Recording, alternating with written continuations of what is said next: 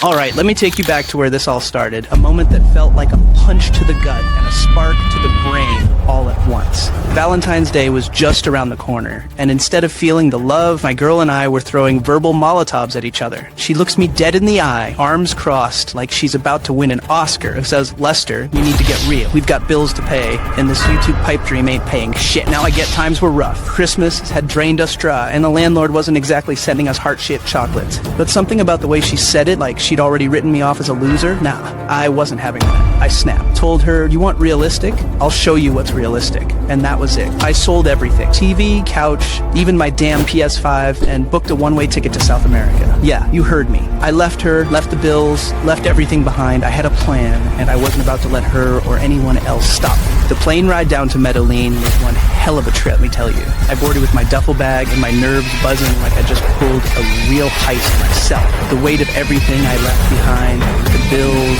the girl, the old life, it hit me like turbulence before we even took off.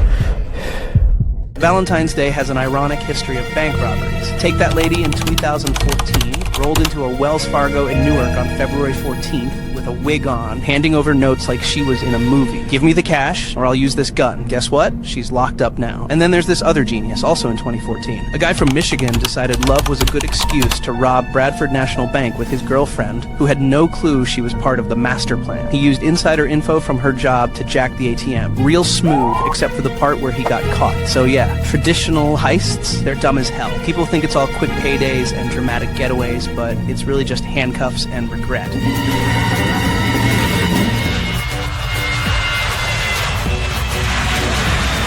Listen to me. Forget ski masks, forget getaways, and forget all that crap. The real heist is sitting in front of you, YouTube. It's the digital version of an armored truck, and I'm gonna show you how to hijack it step by step. Let's break it down. First, you need to get into the system. That means joining the YouTube Partner Program. Yeah, I know what you're thinking, but Lester, that sounds like work. Of course, it's work. You think money just falls out of the sky? You need 1,000 subscribers and 4,000 watch hours in the last year to even get in. But once you're in, you're golden. Ads on your videos start paying you, and YouTube becomes your personal ATM. Stay with me, it gets better. So, are you in, or are you gonna sit there doubting me? Hit that subscribe button, stop whining, and start winning. Medellín felt like stepping into another world. The air was warm, the streets were alive, and the dollars in my pocket, they stretched like elastic. Rent, $350. Food, $300. And the rest? Well, let's just say the chicas were a distraction. Here's the thing about third world countries. They love dollars. You walk into a cafe with a 20, and it's like you're a goddamn Rockefeller. And don't even get me started on the nightlife. The clubs, the music, the women. Dios mío. It's a paradise wrapped in chaos, and I was eating it up. One night, I'm out with some expat friends I'd met, sipping guardiente and talking shop. This girl, Mariana, walks up. Long hair, that smile that could make you forget your own name. And she's all, "Gringo, ¿tú bailas?" No, I don't dance. But when someone like that asks, you figure it out real quick. Before I knew it, I was on the dance floor, spinning like a top and laughing my ass off. She was a distraction, no doubt. But she also reminded me why I'd come here in the first place. Freedom. I wasn't tied down anymore. This was my chance to build something real. I had one goal.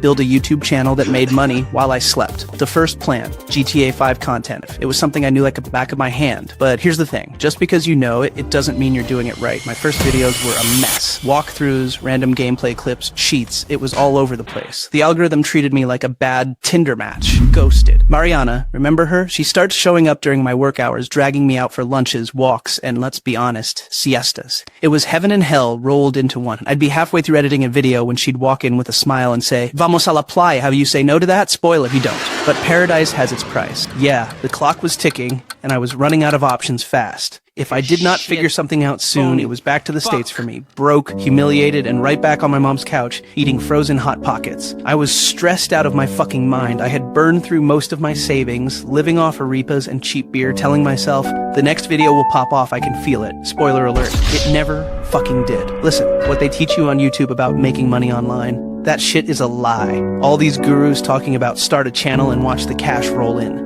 Fuck that noise. It is harder than you can imagine. You want the truth?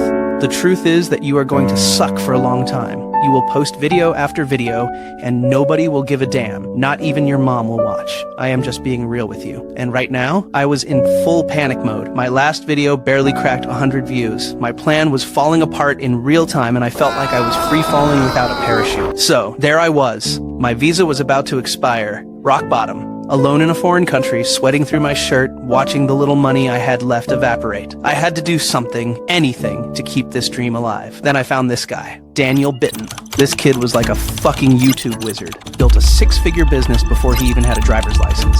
He had this course that promised to teach you how to automate a channel and make money. It sounded too good to be true, and it was. The course was more expensive than my rent, but here is the thing. You get desperate enough, and you start thinking outside the box. I was not about to let a price tag stop me. So I did what any broke-ass hustler would do. I hacked into that motherfucker's course. I'll leave out the details, you know, plausible deniability and all that, but let's just say I got access without handing over my credit card. But desperate times call for desperate measures. And let me tell you, this course was the jackpot. It was like finding a cheat code for life. Daniel broke it all down. How to pick a niche that actually makes money, and the real gem, how to use AI to automate 90% of the work. This was next level shit. No more scraping for ad revenue crumbs. I was about to go straight to the money. I followed his steps to the letter. First thing I did was find a successful channel in my niche. Heartwarming content, evergreen as hell. Puppies delivering love letters, soldiers coming home, that kind of stuff. I studied it like a psycho stalker. I watched every video, dissected every thumbnail, analyzed every title. I figured out their formula and made it my own. Then I launched a brand new channel. Let me show you the board. This time I was ready to pull off the ultimate heist. Scripts done by ChatGPT. Voiceovers, 11 Labs, B-roll, hypernatural AI. I had an entire virtual crew working for me around the clock for pennies. It felt like I had just built my own personal heist team. My first video, 10,000 views in a week. I will be honest, it felt fucking amazing. Then the next video hit 50,000. After that, 100,000. My phone was blowing up with notifications, views, comments, subscribers. Finally, I had figured it out, but here's where things got real interesting. I realized something. Fuck waiting for YouTube monetization. Why wait for YouTube to approve me for their bullshit ad program when I could start making money now? Daniel's course had this brilliant strategy. Promote the tools you're already using. ChatGPT, 11 Labs, Hypernatural AI, they all had affiliate programs. All I had to do was drop links in my video descriptions. Check the Want to video level up your description. content? Click this link. And guess what? People clicked, people bought, and I got paid. At first it was a few dollars here and there, then it grew $20, $50, $100. Soon, I was making more money from affiliate commissions than YouTube ads could ever pay me. And the best part, I did not need 1 million views to get paid. I just needed to provide value. So, I am finally making money. Life is good, right? Nah, not so fast. Running one channel was hard enough. Running two, that was a fucking nightmare. I needed help, so I reinvested my affiliate money and hired freelancers. Sounds easy, right?